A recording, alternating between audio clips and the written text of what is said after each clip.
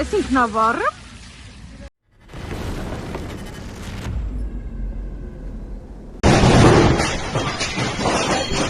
Chaos unfolds in Russia.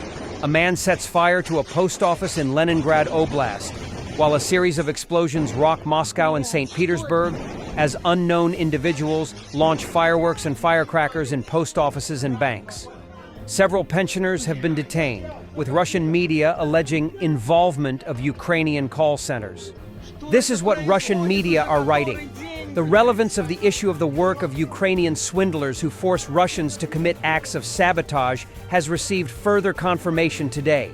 Several explosions in public places thundered in Moscow and St. Petersburg. Petersburg, which, as it turned out, were committed by elderly Russians who, due to their gullibility, fell into financial dependence on Ukrainian call centers. The first case was recorded today in Moscow. In the afternoon, a pensioner set off a firecracker in the building of the Fort Shopping Center. There were no casualties as a result of the incident. One of the visitors to the shopping center was hospitalized with bruises that she received as a result of a fall. The 70-year-old pensioner who set off the firecracker has been detained. During interrogation, she explained that she had acted on instructions from her handlers from Ukraine, to whom she had previously transferred 120,000 rubles. She was promised that the funds would be returned if she set off fireworks in the shopping center. If this is true, Ukrainians are inventive. North Koreans receive fake Russian military ID, but real IDs are revealed. Ukrainian investigators have obtained a photo of a document issued to North Koreans and have exposed a scheme for their legalization in the Russian armed forces. A military ID card of the Russian armed forces was found on one of the deceased DPRK fighters in the Kursk region, issued in the name of a native of the Republic of Taiva, Kim Kanbolat Albertovich, born on April 13, 1997. Everything is fake, except the signature, which is Lee Dae-hyuk on the first page. Besides, the military ID is missing elements like photo, seals, etc. North Korean soldiers caught in the lens of Ukrainian FPV operators in the Kursk region. North Korean troops fighting alongside Russian forces in Russia's Kursk region have suffered significant casualties. Reports indicate that between 30 to 100 North Korean soldiers have been killed or wounded in recent engagements with Ukrainian forces. Russian shot down the FPV with his rifle butt, but died from the shrapnel.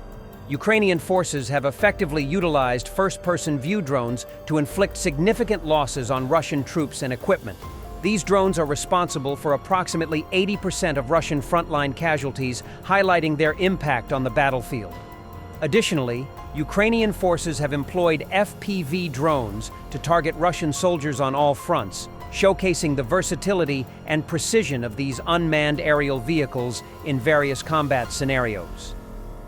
Atesh recorded the transfer of military equipment to the Kurakovsky direction. An agent of the ATESH movement on the M4 highway recorded the movement of a column of heavy military equipment in the direction of Rostov-on-Don. The column included T-72 tanks, BMP-2, and MTLB. The occupiers are transferring all available resources to the Donetsk region, where they continue to suffer catastrophic losses. Baba Yaga explains how fiber optics drones Russian tanks with easiness. Now focus on 2 points. Image quality, screw those grapes, and the outline sector. There's a tank shelling, and here comes the scab. In the top right corner, experts will see the immobilization of packets, and you will see a messed up tank protected by a rib. Observe the deep immersion. Yo Budoj, our developments have been handed over to the command. We are being heard. The products are already undergoing codification. We eagerly await on an industrial scale. Pro-Putin ballet dancer Sergei Polunin, who has several tattoos of Putin's face, has announced that he is leaving Russia. Another example of the logic of the Vatniks. It's so good in Russia that you have to leave for who knows where. This is why we have to send all commie lovers in the West to live in Putin's Russia, to see what kind of shithole it is. My soul is not in the right place. Thank you for everything that Russia has done for me. The time comes and my soul feels like it is not where it should be.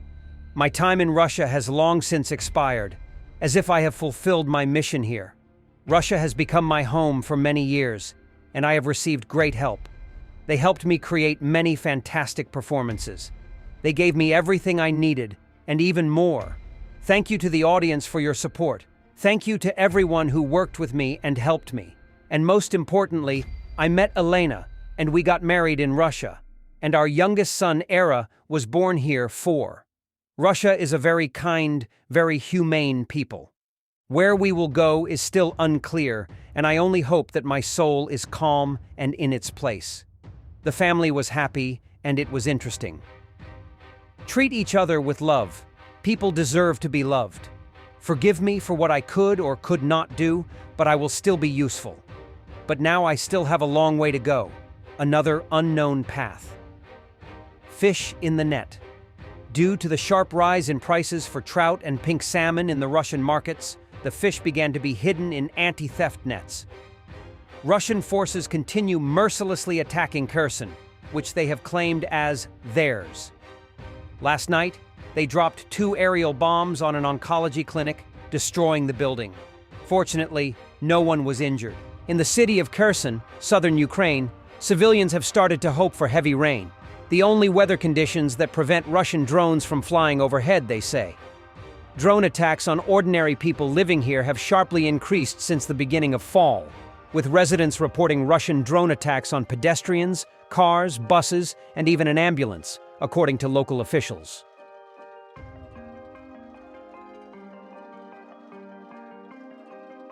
Additional footage showing the arrest of the suspect who committed tonight's ramming attack on a Christmas market in the German city of Magdeburg. Authorities investigated a Saudi doctor with a history of anti-Islam rhetoric as the suspected driver in a car ramming attack on a Christmas market in the German city of Magdeburg that killed 5 people and injured scores. The Friday evening attack on crowds gathered to celebrate the Christmas season could sharpen a fierce debate in Germany over security and immigration ahead of a national election in February, with opinion polls suggesting the far right will perform strongly. Authorities said on Saturday the motive was not clear. However, the Magdeburg prosecutor, Horst Nopens, said one possible factor could be what he called the suspect's frustration with Germany's handling of Saudi refugees. Thanks for watching, and don't forget to subscribe. Also, if you want to support Warthog Defense, please become our member and get early access to new videos, exclusive members-only videos, and become administrator in comment section. The membership link is in the description. Rescues every day. We had a guy last week at 6 rescues in 6 days. You know, he's doing the job every day.